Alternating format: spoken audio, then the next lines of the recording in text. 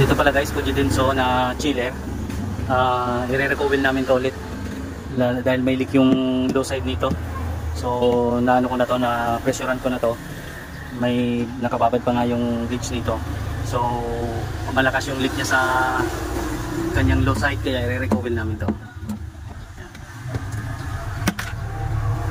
So ito guys, baklasin ko lang tong pinaka blower niya. So ayan, baklasin ko lang to. So disconnect ko lang yung mga linya nito.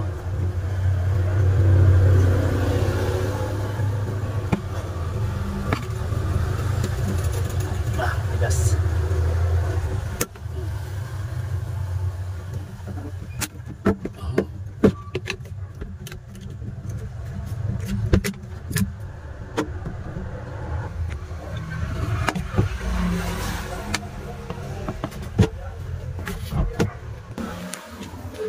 Ito guys, nahugot ko na. Yan, tanggal na yung ano niya. Ito yung thermostat control dyan. Yan na, natanggal na. So bukas ko na lang ito i-recoil dito. Lagyan ko siya ng copper tubulate na 1/4. Yan na may lalagay ko dito.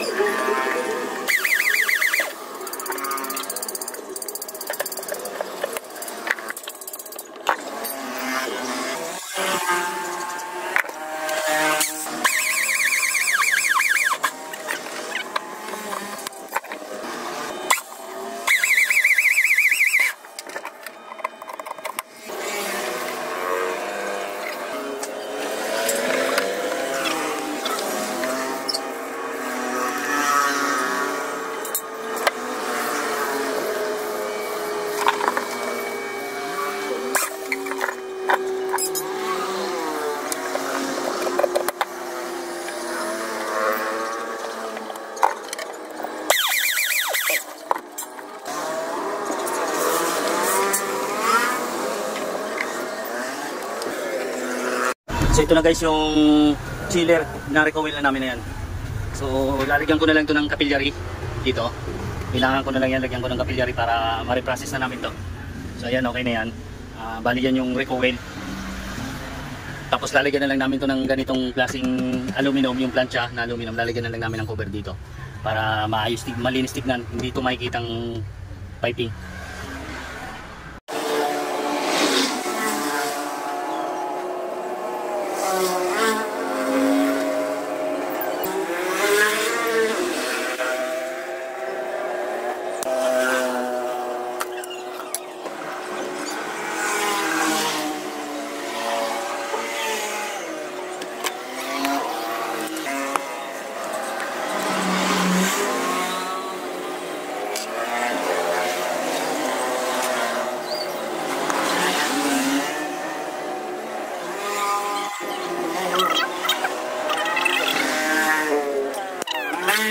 So ito guys, flashing muna namin tong high side.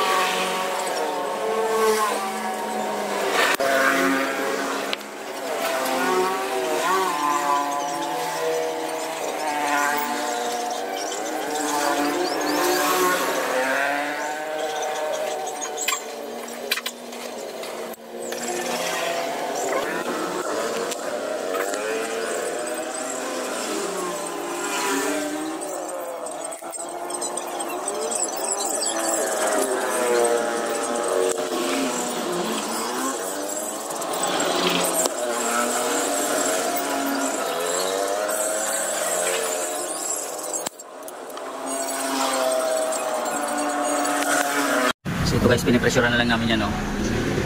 Sabunin ko lang itong mga pinagdugtungan, itong mga pinakinangan, sabunin ko lang para malaman kung may leak pa ba siya.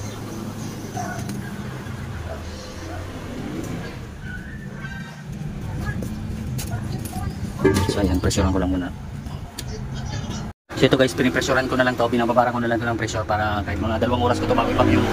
Kapag hindi na gumalaw yung gauge, vacuum ko na to. Ayan, ito yung pinaginangan namin para sa capillary, nakahinang na yan. So may pressure na to. Bali, ito yung pressure niya. So pag di na siya nagbago, gumalaw mamaya, vacuum ko na to mga 2 oras. Babalik ko muna. So guys, lagyan namin ng gum yung pinagbutasan. Ayan, lagyan muna namin ng gum, labas loob. Sige, okay na yan po. Okay na yan, isiksik mo na lang yan. Okay na yan. Tsaka ito, tapos lagyan ko na rin ito ng insulation, itong tube piping nya. Lagyan ko na lang din ng insulation yan. Ayan, para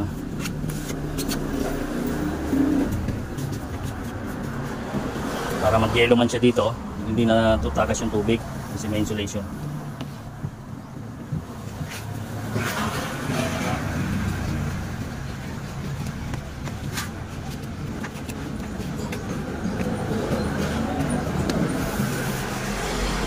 Lagyan na lang din namin ito ng gum para yung butas niya.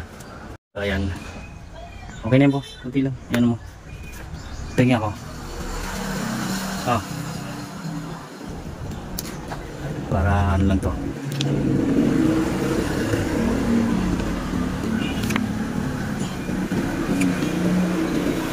Para silyado.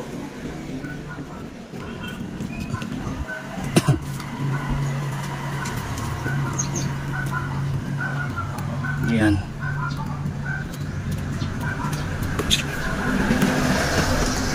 Yan, okay na yan guys. So mamaya vacuum ko na lang yan yung pressure niya. Vacuum ko na lang siya mamaya para ma-reprocess na namin. Ito guys, di na gumalaw yung ano niya. Yung pressure niya, di na siya naggumalaw. I-vacuum ko na lang to para ma-reprocess na rin namin. Karga na namin ng preyon. So pakisaksak mo to po. Iyan ko na lang.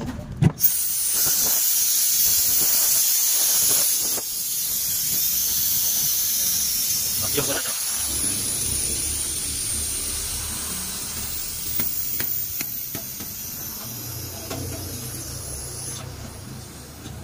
Para ma-reprocess na namin to, mapalamig na namin ngayong araw. Kasi Sabado ngayon, Lunes, deliver na namin. Linggo pa yung kami muna, linggo. Pasok ng pasok. Yeah. So ito guys, naka-vacuum na yan. So pwede ko nakargaan to ng preyon. Okay na to. Tama na yung vacuum na yan. May ano na to. May 1 oras na. So yan, kargaan ko na ng preyon guys.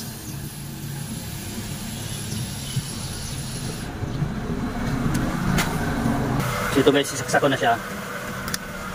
Ayan, kumana na yan. Ayan. So i-release ko lang itong ano niya para matanggal yung moist.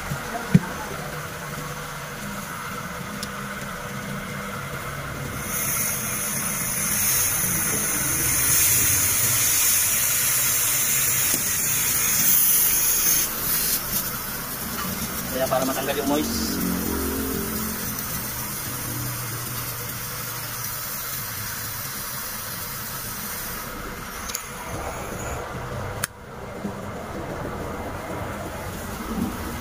So yan, okay na yan. Naka-release na para matanggal yung moist niya lang. I-release ko lang yung preyon niya doon sa filter niya. Kargaan ko lang ito ng mga 8.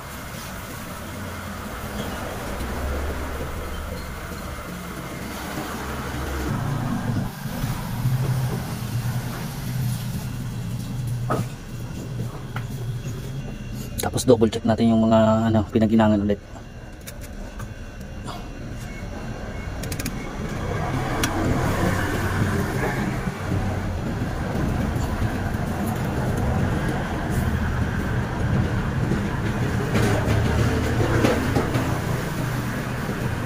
So yan, okay na yan. Wala nang leak.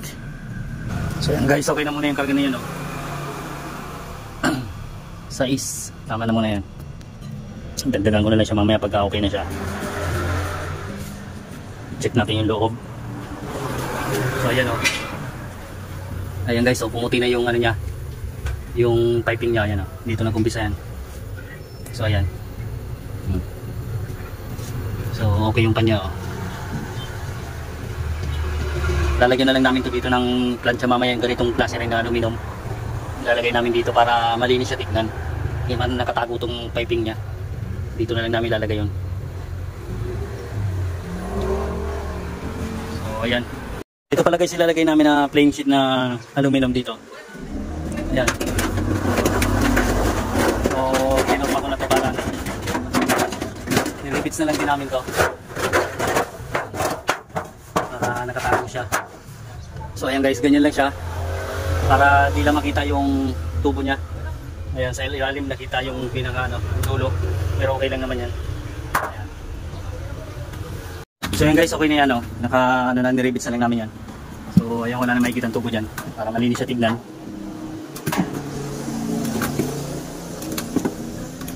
So ayan, lagyan namin divider. Ayan.